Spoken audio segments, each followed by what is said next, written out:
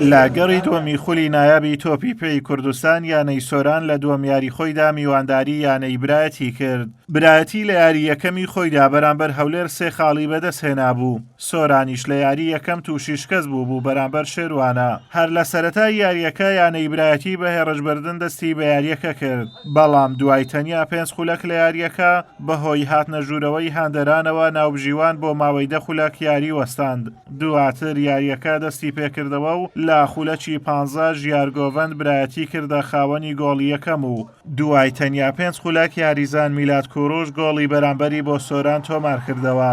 بەڵام جارێکتر یاریزان بیلال ساڵح گۆڵی دووەمی بۆ برایەتی تۆمار کرد و گێمی یەکەم بە 2 گۆڵ بەرامبەر بە گۆڵێک بۆ برایەتی بە کۆتا هات.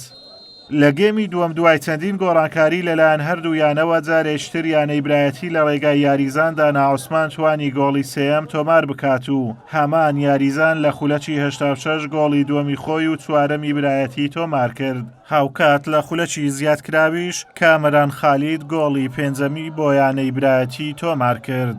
بەڵام یاریەکە ئەنجام یاریەکە عکسی ئەدای یاریەکە بوو، یعنی ئەدای هەردوو تیپ ئەگەر بەراورد بکەیت تەمان کەس پێت باوەڕ ناکات و برێ وەڵاهی من 5 بە 1 دۆڕایم بە وەڵا فەرقی من باشتر بوو، کەس باوەڕ ناکە.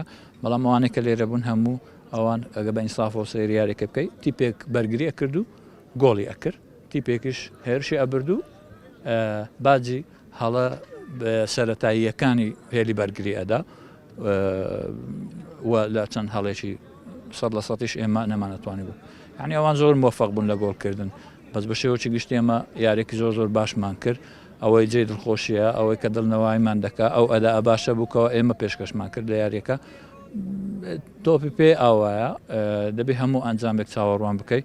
ئێمە دوو یارێ بە نەتیجە قوڕش ئادۆڕین، وەکو باسم کرد تیپەکەمان لە قۆناغی پێگەیاندنە لە قۆناغی تەتویرە. بەو ئەنجامە یانەی برایەتی لە یاریدا هاتوو لەگەڵ سیروانی نوێ یاری دەکات و یانەی سۆرانیش لە چاوەڕوانی دەبێت. ئازادۆمەراوەی کەناڵی ئاسمانی پەیام، قەزای سۆران.